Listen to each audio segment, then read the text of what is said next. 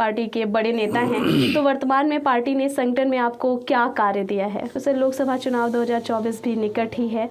इस चुनाव में पार्टी ने आपको कौन सी जिम्मेदारियां दी है अभी के लिए? तो सर, जब लैपटॉप मिल रहा था तो लोगों का कहना था कि लैपटॉप तो खराब हो जा रहे तुरंत ही। नमस्कार, मैं हूं ज्योति और आप देख रहे हो लाउड स्पीकर 90 FM। और आज के हमारे लाउड स्पीकर अरेस्ट में हमने अरेस्ट कर रखा है हमारे ही शहर गोरखपुर के समाजवादी पार्टी के प्रदेश सचिव अवधेश यादव सर को। सर, स्वागत है आपका हमारे स्टूडियो में। धन्यवाद सर। सबसे पहले तो मैं एक चीज़ बोलना चाहूँगी, आप किसी परिचय के मोहताज नहीं हैं, पर फिर भी हम चाहेंगे कि हमारे ऑडियंस को थोड़ा सा आप अपना राजनीतिक जो भी बैकग्राउंड उसके बारे में कुछ बताइए।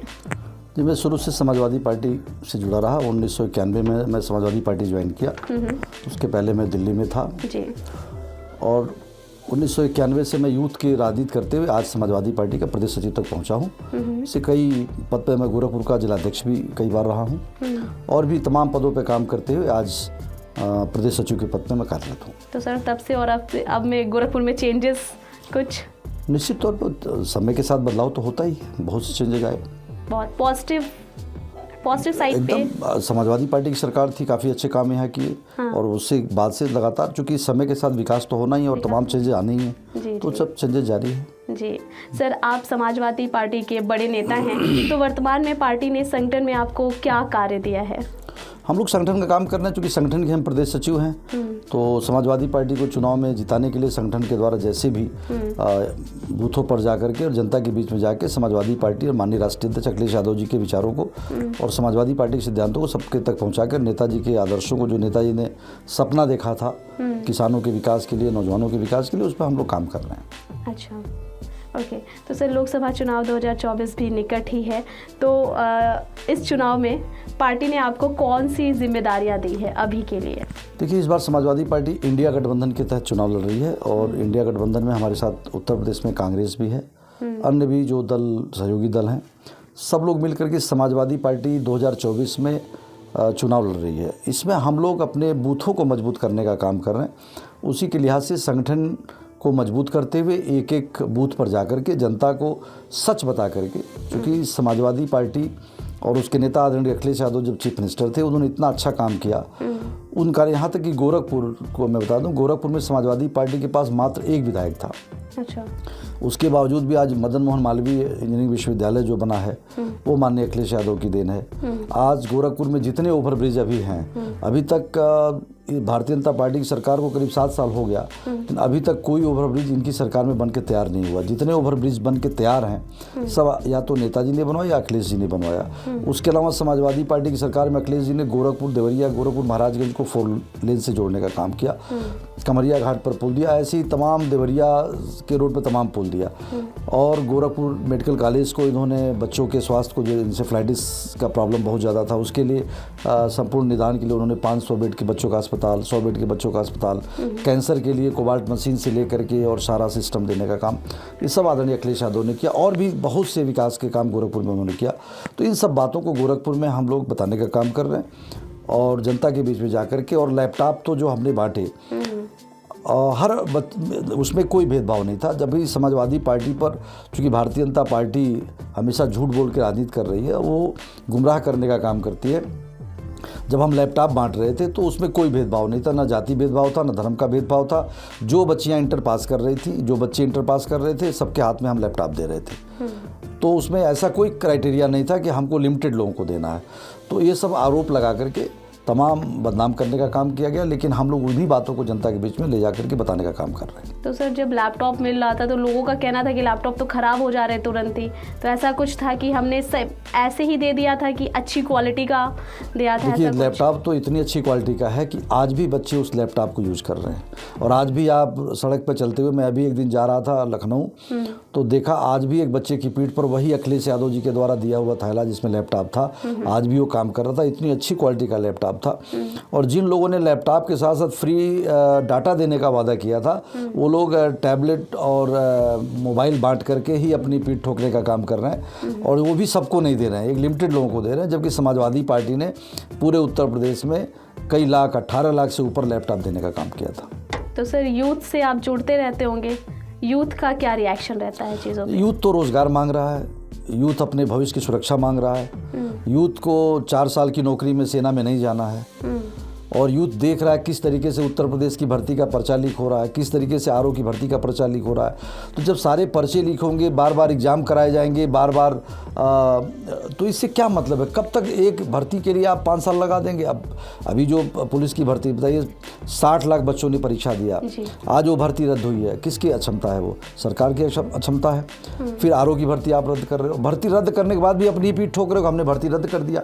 ये गजब की सरकार चल रही है कि जो अपनी ही गलतियों को छुपाने के लिए कहती है कि हमने तो ये किया, चूंकि अब लीक हो गया फिर हमने रद्द कर दिया। इसलिए नौजवान जो है, जिनका पैसा बर्बाद हुआ है, जिन लोगों ने इतना धक्के खा के बसों में, ट्रेनों में जाके परीक्षा दी है, वो लोग 2024 में सरकार के ऊपर अपना आक्रोश दिखाएंगे। तो मतलब आपको लगता है कि ये षड्यंत्र है? निश्चित तौर पर ये भर्ती करने का इनका इरादा ही नहीं है। इसको इस तरह टरकाते वगैरह फिर 2027 तक चुनाव को खींच के ले जाएंगे, तब उस समय तक फिर कोई एग्ज़ाम कराएंगे, फिर ऐसे कोई पेपर लीक हुआ तब तक चुनाव ही बीत जाएगा, फिर कुछ करना ही नहीं पड़ेगा इनको। ये इनका कोई आज तक बताइए 69,000 जो शिक्षक भर्ती था आज तक वो फाइनल नहीं हो पाया। उसमें तमाम दिक्कतें आ रही हैं। आज जो बच्चे और बच्चियां धरना दे रहे हैं, उनके ऊपर लाठीचार्ज हो रहा है। कोई मिनिस्टर, कोई उनकी बात सुनने को तैयार नहीं है। किसी लोकतंत्र में ऐसे नहीं चलता है। हमेशा पीड़ित की बात सुनी जाती है और उस पर कोई न कोई निदान निकाला जाता है। लेकिन ये सरकार कोर्ट के आदेश का भी कोई नहीं पालन कर रही है। तो इस तरीके से इस सरकार से कोई न्याय की उम्मीद नौजवानों को नहीं है।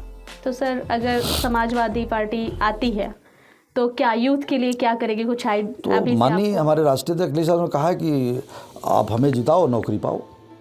तो मतलब क्या सभी को रोजगार सर? निश्चित तौर पर जब एक प्लानिंग होगा, एक समय लगता है। और एक अखिलेश यादव जी पढ़े लिखे, विदेश से पढ़ के आए हैं, वो तमाम उनका काम भी लोगों ने 5 साल देखा। एक मैनेजमेंट होगा उनका और सबको रोजगार दिया जाएगा, कोई न कोई सिस्टम लाया जाएगा।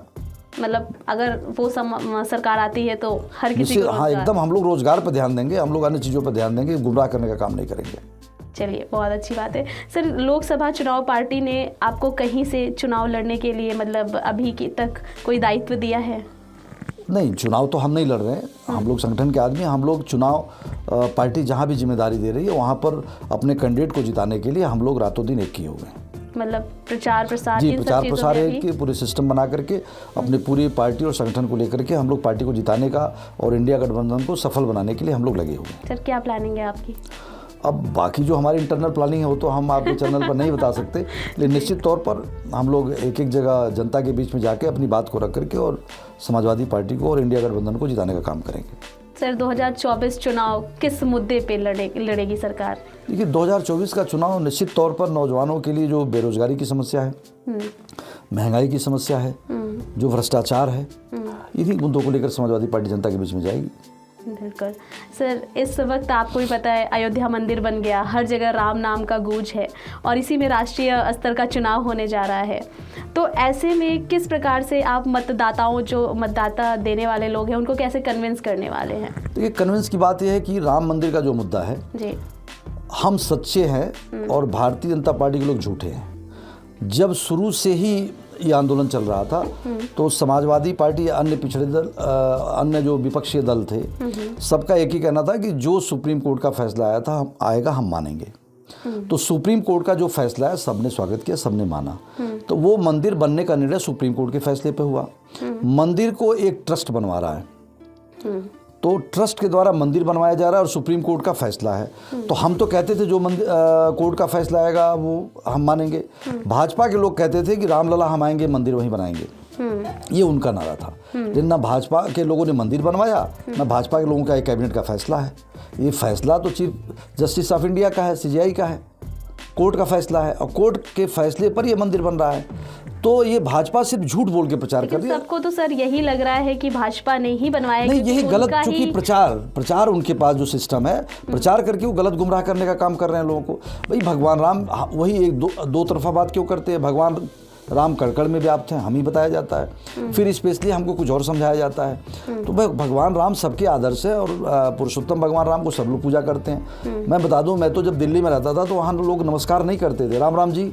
तो ये भाजपा के आने से पहले ये परंपरा रही है, भाजपा के आने के बाद की नहीं ये परंपरा है। राम राम जी वहाँ पे नमस्कार होता ही नहीं था, एक दूसरे से मिलने पर और भाई राम राम जी क्या हाल चाल है, ये भाषा का दिल्ली में मैं बता रहा हूँ हम लोग इस्तेमाल करते थे। तो ये तो आज की डेट में भगवान राम को भी ये लोग अपने राजनीतिक सौदेबाजी में, अभी आपने देखा होगा कि हमारे एक शंकराचार्य जी का बयान इसी मुद्दे पर आया था कि ये भगवान राम का भी दुरुपयोग अपने राजनीति के लिए कर रहे हैं। तो भगवान को इनसे अनुरोध है कि कृपया राजनीति में ना लाएं, और हमको जिन मुद्दों पर जो राजनीति होती है वो देश के विकास के लिए, नौजवानों को रोजगार के लिए, देश की जो हमारी आर्थिक, आज बताइए देश कर्ज में डूबता चला जा रहा है, 1,54,000 करोड़ करीब हम कर्जदार बनते चले जा रहे हैं, और आप अपनी पीठ ठोकने में खुद लगे, हमारी आर्थिक ग्रोथ हो रही है, महंगाई चरम पर चलती चली जा रही है। तो ये सब बातें हैं कि जिससे भारतीय लेकिन दिख तो यही रहा है कि भाजपा चीज़ों को कर रही है, मतलब जैसे आपने रोजगार कर रही है, दिख नहीं रहा है। वो मीडिया में इतना ज़्यादा हाइप क्रिएट किए हुए है। अब ये बताइए, जब सारे जगह से, सारे चैनल, सारी जगह पर इनका जो अपना IT सेल है, सब जगह से जब झूठ फैलाने का एक प्रोपेगेंडा चलेगा, तो ये जनता है, जनता के बीच में जाएगा। लेकिन आप ये बताइए कि पिछला चुनाव जो 2019 जीते या 2014 जीते, क्या इस देश की 50% सुपर जनता ने इनको समर्थन दिया? भाई पूरे देश के सिर्फ 36% लोगों ने तो इनको समर्थन देकर के इनकी सरकार बनाया था, बाकी तो करीब 64% लोगों ने इनके खिलाफ वोट किया था ना। तो ये कहना एक पूरे 140 करोड़, अरे कहाँ 140 करोड़ आपके साथ हैं? तो इस बार जनता 2024 में इनके झूठ का पर्दाफाश करेगी और इनको सबक सिखाएगी। तो सर, राम मंदिर के उसमें इनविटेशन मैंने सुना कि अखिलेश जी ने उसको कैंसिल कर दिया, मतलब मना कर दिया, गए नहीं वहाँ पे। वो नहीं, उन्होंने मना नहीं किया। उन्होंने कहा कि हम जाएंगे, जब भगवान राम का हमको ये होगा बुलाएंगे, हम जाएंगे। और सबसे बड़ी बात, इन्विटेशन किस जगह का इन्विटेशन? जो स्टेट के चीफ मिनिस्टर जिन्होंने वहाँ आयोजन को सफल बनाने के लिए रातों दिन एक किया था, कहीं कैमरे में नजर आए? वो जो कैमरे का फ्रेम चल रहा था जब उद्घाटन हो रहा था उसका, तो एक व्यक्ति के सिवा कोई उस फ्रेम में आ रहा था क्या? तो जहाँ पर इस तरीके की व्यवस्था हो, तो उस तरीके की व्यवस्था में हम तो भगवान राम के दर्शन करने जाएंगे ना, उनके दर्शन करने नहीं जाना हमको।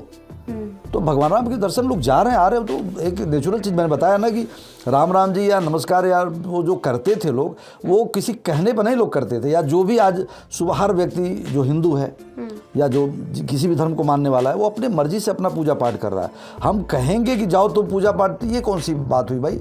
धर्म तो आस्था का विषय है ना, हमारे अंदर आस्था है। हम शिव जी की पूजा कर रहे हैं, भगवान राम की कर रहे हैं, भगवान कृष्ण की कर रहे हैं, तो हम अपने आस्था के हिसाब से। लेकिन हम कर्म क्षेत्र में है ना जी।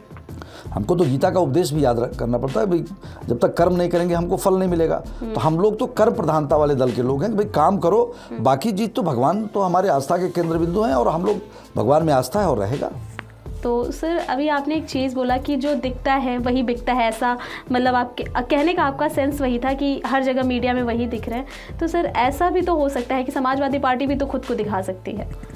नहीं, तो कैसे देखिए, समाजवादी पार्टी कैसे दिखा सकती है? आप आज नेशनल पार्टी है कांग्रेस, वो तो दिखा ही नहीं सकती। तो समाजवादी पार्टी तो एक स्टेट की पार्टी है, और समाजवादी पार्टी के पास अपना कोई बहुत ज़्यादा, हमारे पास जो इतना लिमिटेड संसाधन है उसके हिसाब से। लेकिन देखिए,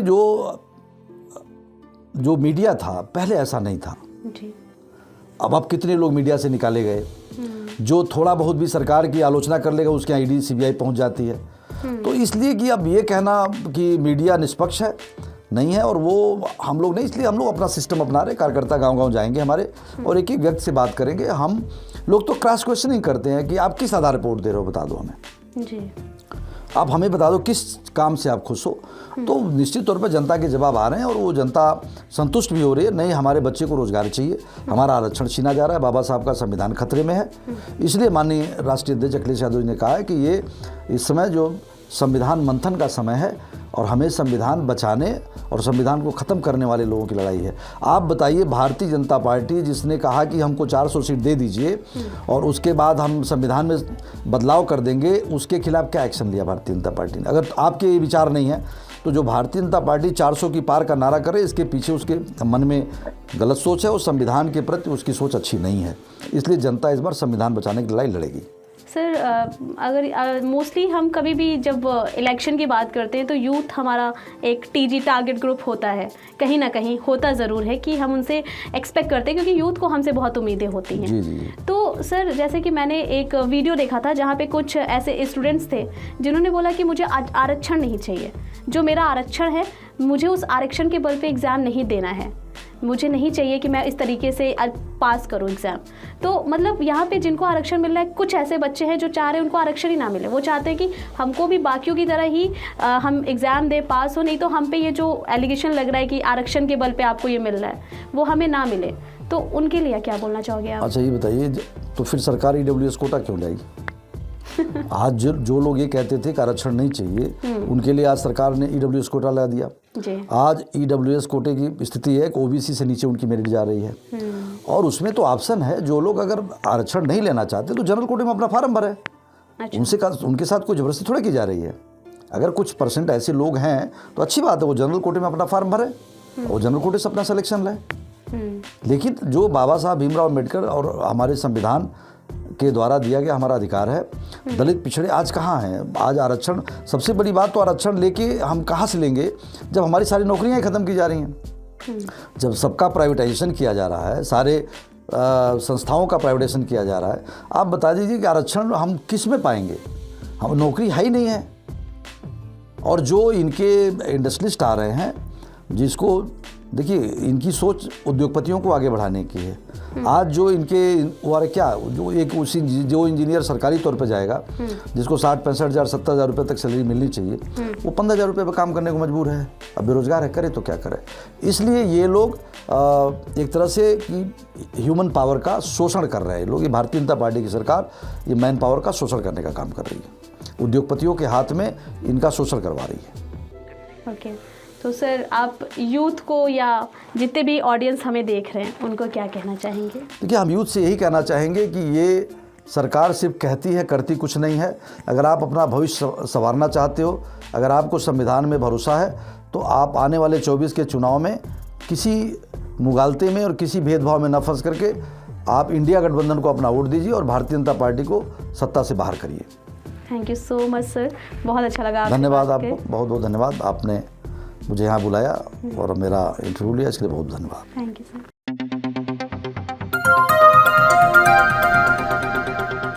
बजाओ जरा झूम के बजाओ, बजाओ बजाओ जरा झूम के बजाओ।